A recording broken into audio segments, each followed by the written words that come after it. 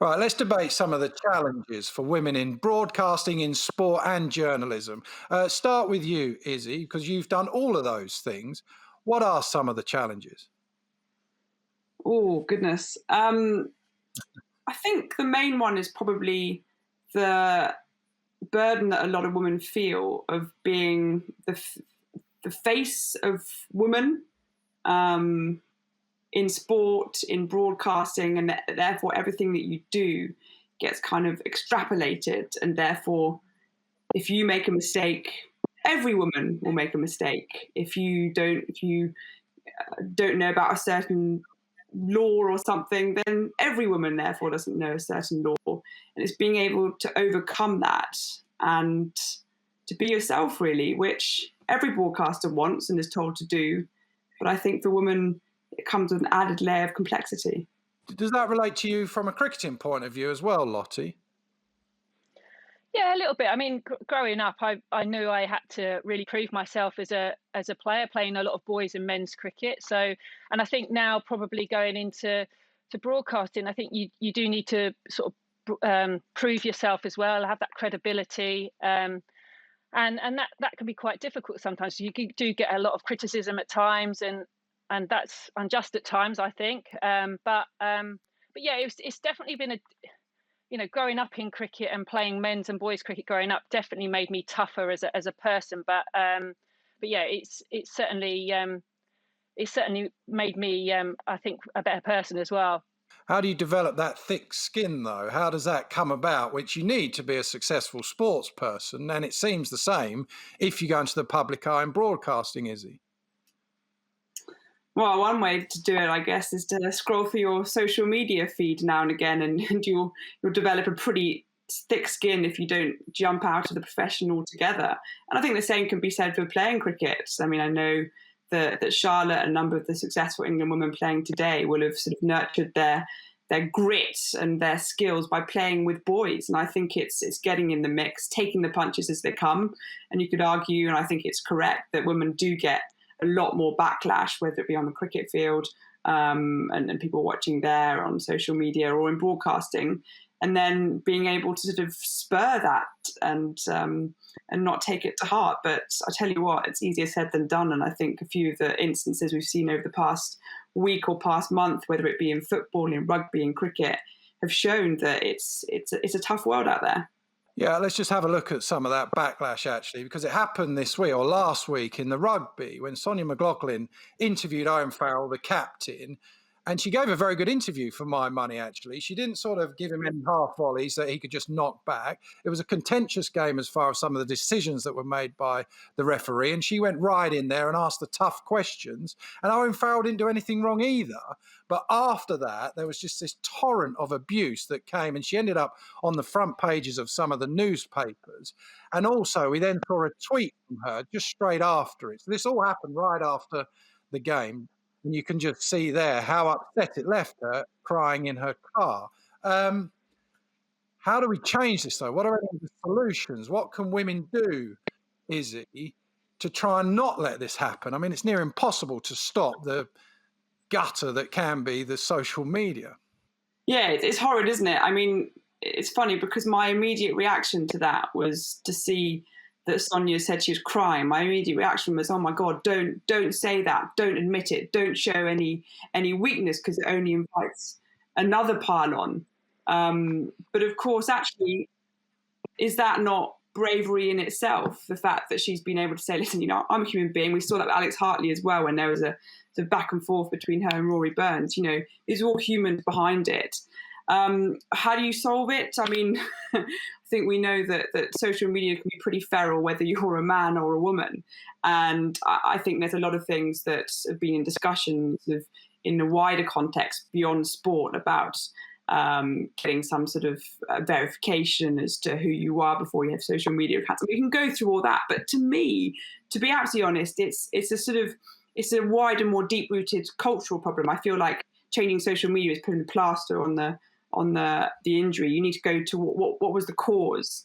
And actually, I think with the Alex Hartley and Burns spat, I think we saw that the attitudes, for example, among a lot of professional men's sports people, athletes, not just cricket, there's still a lot left to be desired there. The idea that the women's game owes everything that it has to the men's game, that I think I saw a tweet from Samit Patel that why would you watch the women's game in the first place? And I mean, if this was being aired on social media, you can only begin to imagine what's the banter that's going on in the locker rooms behind closed doors.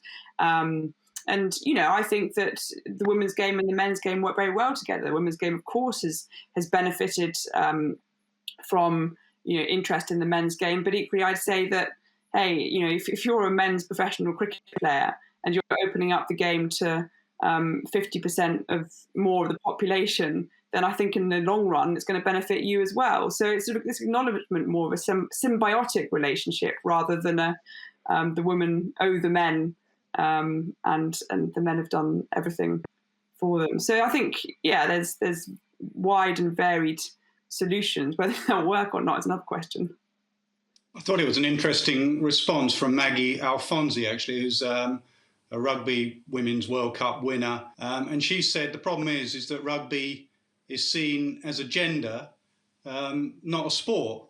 And it's a sport, first and foremost, and not a gender. And it reminded me of something that my wife said. She took over coaching at the school 6-7 years ago, and it was cricket she took over. She introduced cricket to the school. And the kids said to her, why are we doing boys' sport? And I think that's the fundamental problem, is that certain people still see certain sports as men's sports, as boys' sports.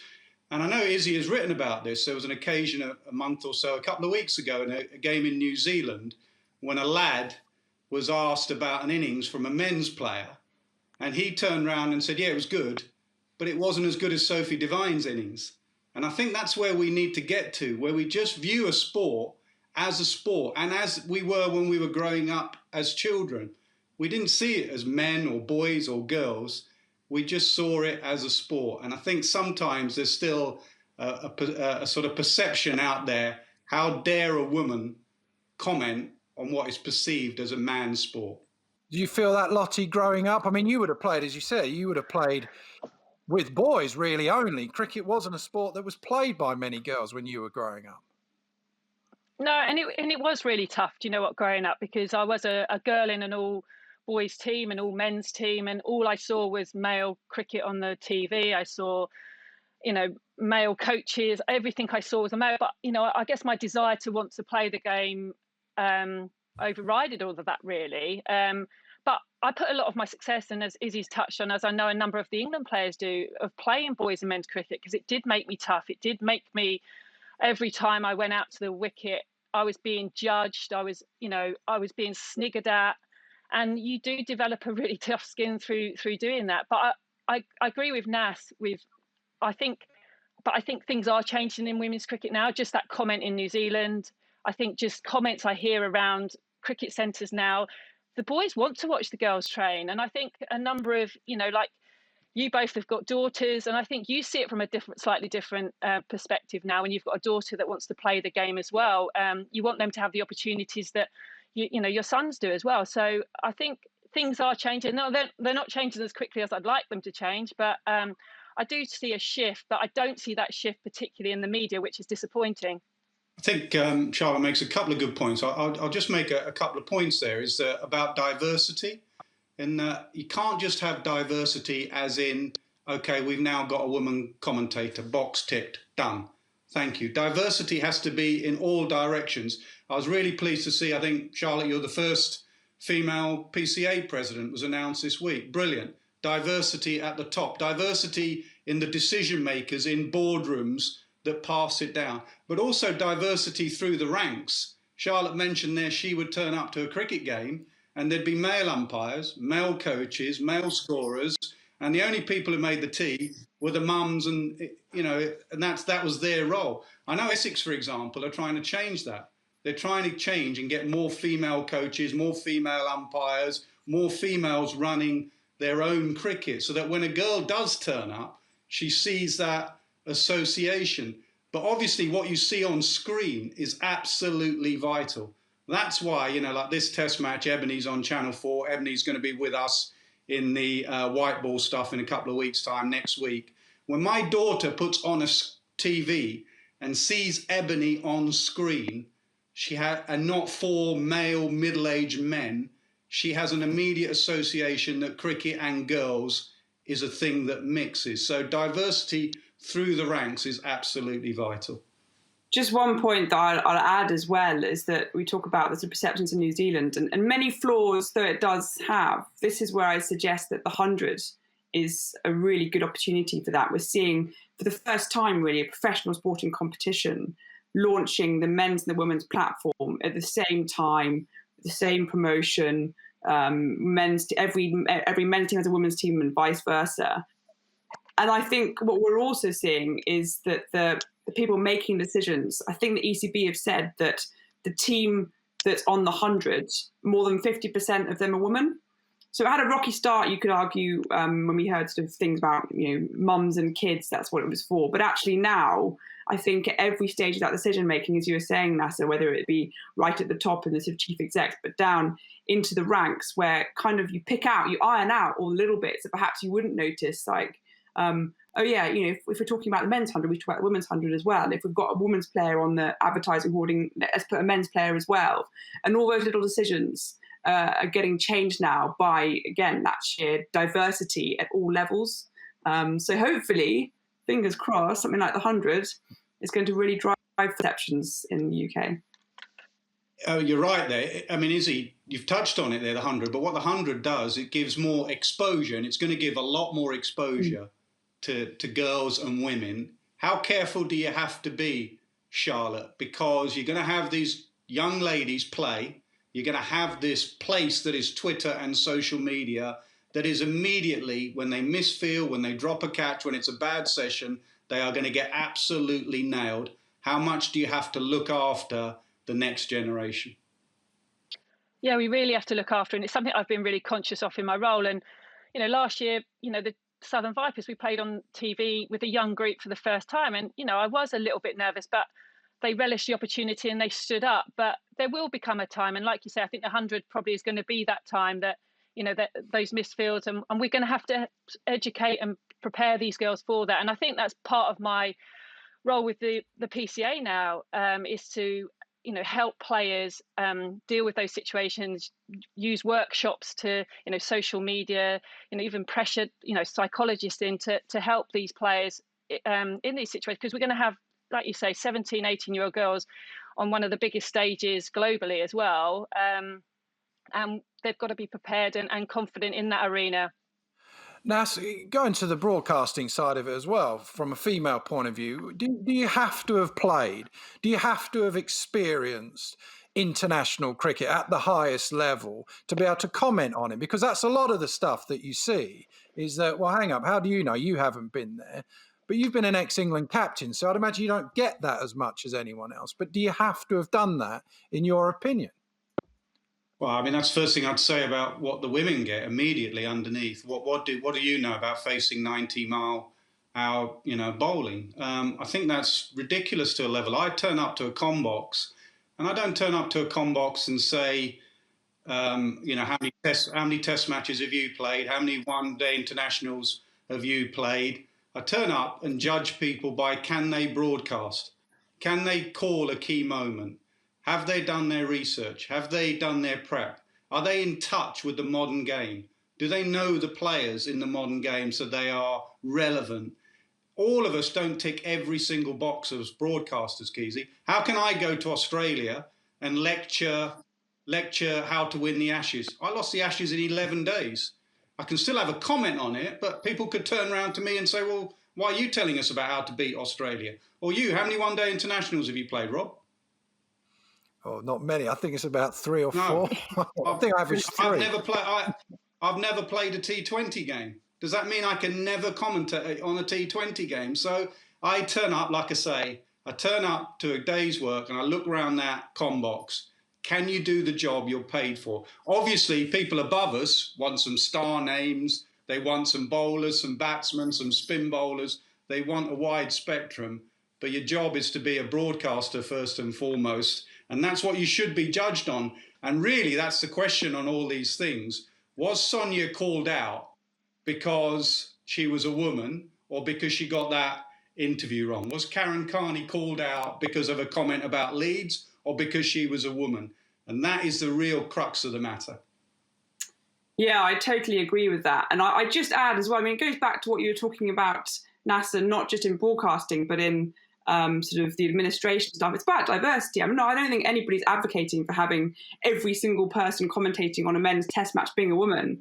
But actually, while, you know, your perspective as an ex-England men's test captain is one perspective, it's also obviously you want to have different perspective. You want to know. I mean, Charlotte Edwards can tell you about winning the Ashes in Australia, certainly more than any men can. And I think that's it. It's not saying, I don't think, sometimes there's this sort of them versus us. It's like, right, you're the brigade that wants every single person to be a woman on the broadcasting. It's like, no, actually, just cluster it around. You want to have different people giving different perspectives, and women provide that.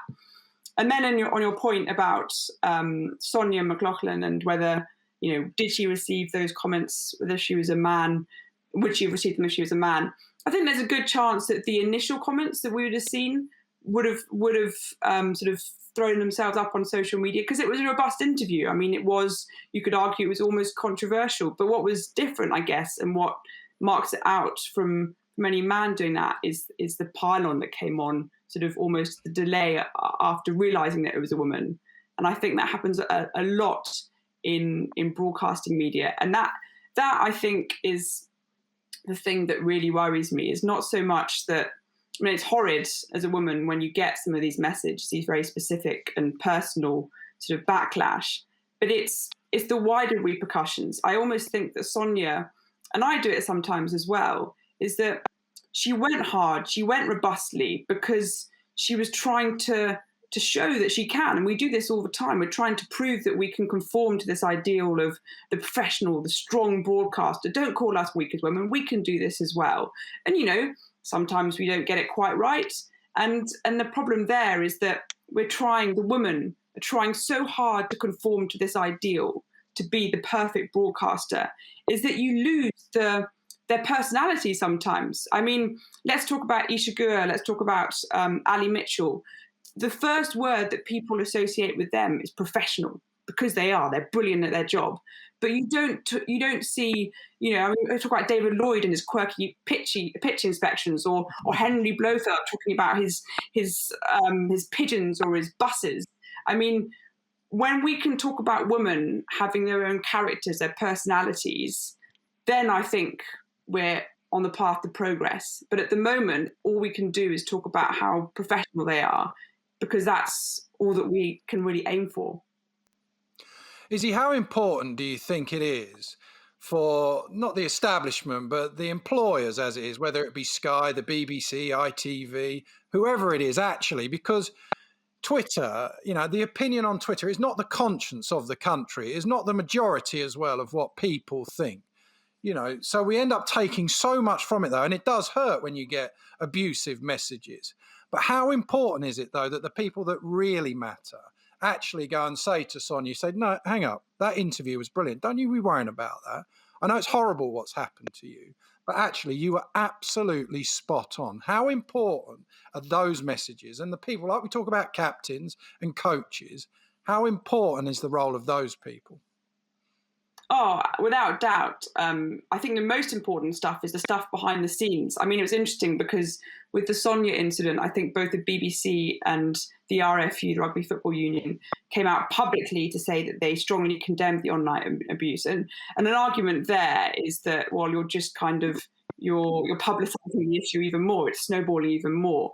But equally, it's obviously very important to see that they have that support. I think what's really important is what happens behind the scenes, is, you know, knowing that your superiors have faith in you, that you're not perceived within your organisation, for example, as a difficult woman. I know that's something I really worry about. I think a lot of people with their employers worry about speaking out or commenting on things, especially women commenting on these kind of things, because they don't want to be that difficult woman. So if it's like, I mean, you can compare it to a batter playing test match cricket. It's like you want to have the confidence of your captain, knowing that you can go and play your shots, so to speak, and you want that in the broadcasting world as well. You want to know that you have your back. And I think, and I'll say this specifically, I found it quite disappointing, the ECB's response to the Alex Hartley debate, because I think that both Burns and Hartley were personally talked to and had sort of were reprimanded, slapped wrists, so to speak.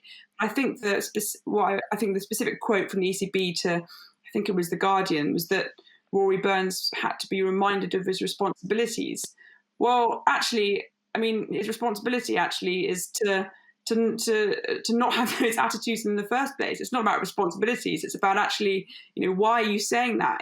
Again, it's a sort of the ECB putting a plaster without ignoring the wider cause, which is actually some of the attitudes from the men's players that seems to be quite problematic.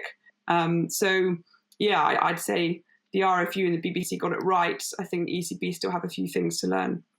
For those of you not on social media and not aware of what Alex Hartley tweeted, she said after the third test match finished in 2 days, nice of the England boys to get this test match finished before England women play tonight.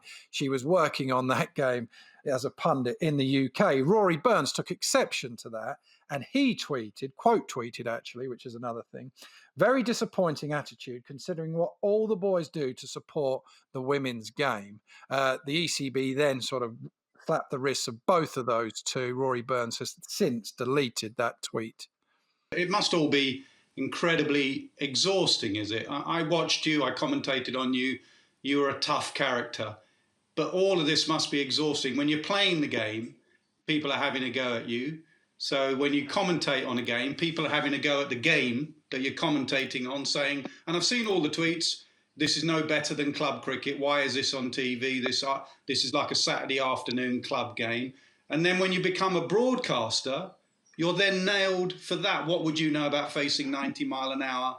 No wonder you end up with a woman in a car park crying her eyes out. It must be exhausting. Yeah, I mean, I've got incredibly tough skin because I ignore it all, if I'm honest, Nas. But it is disappointing. I still read those sort of tweets saying women's cricket's rubbish and so on, and it probably hurts me more now because you're coaching, because you're trying to make these players better. You're trying to, and you can see them getting better, and you can see the game getting better. And as you guys would have seen it, how it's improved in the last even five years. It's been fantastic. So yeah, it's disappointing, but it is the minority. There's some absolute idiots out there on Twitter, if I'm honest, and they're the same people that just keep going away at you. And but I just hope a lot of the players don't read it. I think a lot of them would be. I'd suggest to get off social media at times, because you can't let them ruin what is becoming and what will be. It's going to be a fantastic product over the next few years, because I'm seeing it day in, day out now.